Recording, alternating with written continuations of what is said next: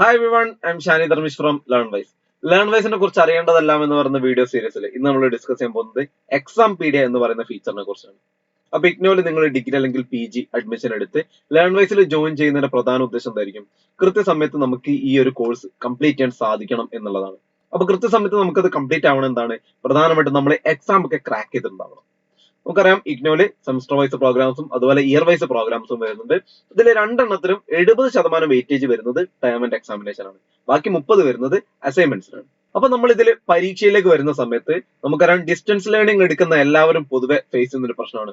ഒരു basic human trait ആണ് എന്ത്, നമ്മൾ പരീക്ഷ അടുപ്പിച്ചുള്ള ദിവസങ്ങൾ മാത്രം പഠിക്കാനിരിക്കുക. നമുക്ക് സ്റ്റഡി മെറ്റീരിയൽസ് ഒക്കെ അവൈലബിൾ ആയിരിക്കും ആദ്യം തന്നെ, ബട്ട് നമ്മൾ പരീക്ഷ അടുപ്പിച്ചുള്ള ദിവസങ്ങൾ മാത്രം ഒന്ന് പഠിക്കാനിരിക്കും. എന്നിട്ട് എന്തൊക്കെ തത്തി പഠിച്ച് പെട്ടെന്ന് തന്നെ പോയി പരീക്ഷ എഴുതും. എന്നിട്ട് എങ്ങനെയൊക്കെയോ ചിലപ്പോൾ പാസ്സാവും, ചിലപ്പോൾ ഫെയിൽ ആയി പോകും. അപ്പൊ അത് കൃത്യമായിട്ടുള്ള ഒരു വഴിയല്ല എന്നുള്ളത് നമുക്കറിയാം. അപ്പൊ ഇത്തരത്തിലുള്ള പ്രശ്നങ്ങളൊക്കെ കൃത്യമായിട്ട് മനസ്സിലാക്കിയിട്ടാണ് Learnwise എക്സാം സ്പെസിഫിക് ആയിട്ടുള്ള ഫീച്ചേഴ്സ് ഒക്കെ തന്നെ ഡെവലപ്പ് ചെയ്തിട്ടുള്ളത്.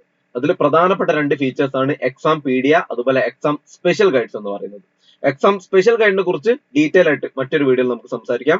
ഈ വീഡിയോയിൽ നമ്മൾ ഡിസ്കസ് ചെയ്യാൻ പോകുന്നത് Exampedia കുറിച്ചാണ്. മുൻപ് പറഞ്ഞ ഇത്തരത്തിലുള്ള കാര്യങ്ങളൊക്കെ കൃത്യമായിട്ട് അനലൈസ് ചെയ്തിട്ട് എങ്ങനെ ക്വസ്റ്റ്യൻസിനെ അപ്രോച്ച് ചെയ്യണം, എങ്ങനെ ഉത്തരങ്ങളിലേക്ക് എത്താനുള്ള ഈ ഒരു സ്കിൽസിനെ നമ്മൾ നേടിയെടുക്കണം, എങ്ങനെ ഉത്തരങ്ങളെ കൃത്യമായിട്ട് ക്രാഫ്റ്റ് ചെയ്യണം എന്നതിനുള്ള സൊല്യൂഷൻ ആണ്, അല്ലെങ്കിൽ അതിനുള്ള ഒരു ട്രെയിനിങ് ആണ് പ്രധാനമായിട്ടും Exampedia വഴി നമുക്ക് ലഭിക്കുന്നത്. ഇവിടെ നിങ്ങൾ പ്രധാനമായിട്ട് ശ്രദ്ധിക്കേണ്ട മറ്റൊരു കാര്യം, കറക്റ്റ് ചോദ്യം, അതിന്റെ കറക്റ്റ് ഉത്തരം, ഇത്തരത്തിൽ അവൈലബിൾ ആയിട്ടുള്ള ഒരുപാട് കണ്ടന്റുകൾ, ഗൈഡ് ബുക്സ് മറ്റൊക്കെ തന്നെ മാർക്കറ്റിൽ അവൈലബിൾ ആണ്. എന്നാൽ അത് അതേപടി നമ്മൾ പഠിച്ച് അതേപോലെ പോയി എഴുതി കഴിഞ്ഞാൽ മുഴുവൻ മാർക്ക് നമുക്ക് നേടാൻ സാധിക്കില്ല. അതുപോലെ തന്നെ നമുക്ക് നല്ല ക്വാളിറ്റിയിൽ ഉത്തരങ്ങൾ എഴുതാനും സാധിച്ചെന്ന് വരില്ല. അതുപോലെ തന്നെ നമ്മൾ പ്രധാനമായിട്ടും ബൈഹാർട്ട് ചെയ്തൊക്കെ പോകേണ്ടി വരും. എല്ലാവർക്കും ഒരേ രീതിയിൽ ബൈഹാർട്ട് ചെയ്യാനുള്ള കപ്പാസിറ്റി ഉണ്ടാവില്ല. അപ്പൊ നമ്മൾ ബൈഹാർട്ട് ചെയ്യുന്നതിലൂടെ പ്രധാനമായിട്ടും എന്താണ്, ഒരു സ്കില്ലോ നോളജോ ഒന്നും തന്നെ ആ ഒരു പെർട്ടിക്കുലർ കണ്ടന്റിൽ നിന്ന് നമുക്ക് ലഭിക്കുന്നുമില്ല. Learnwiseന്റെ Exampedia ഇതൊന്നുമല്ല മുന്നോട്ട് വയ്ക്കുന്നത്.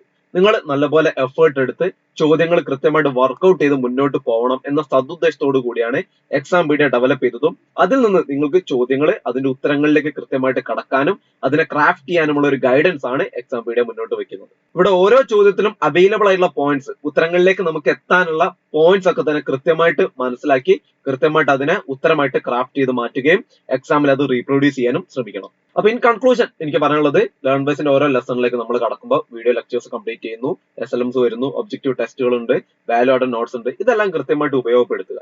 ശേഷം നമ്മൾ Exampediaയിലേക്ക് കടന്നിട്ട് എക്സാമിനെ എങ്ങനെ കൃത്യമായിട്ട് നമ്മൾ ഫേസ് ചെയ്യണം, എങ്ങനെ അതിന് വേണ്ടിയിട്ട് നമ്മൾ തയ്യാറെടുക്കണം എന്ന കാര്യത്തിന് വേണ്ടിയിട്ട് ഒരു ഗൈഡൻസ് ആയിട്ട് Exampedia ഉപയോഗിക്കാം.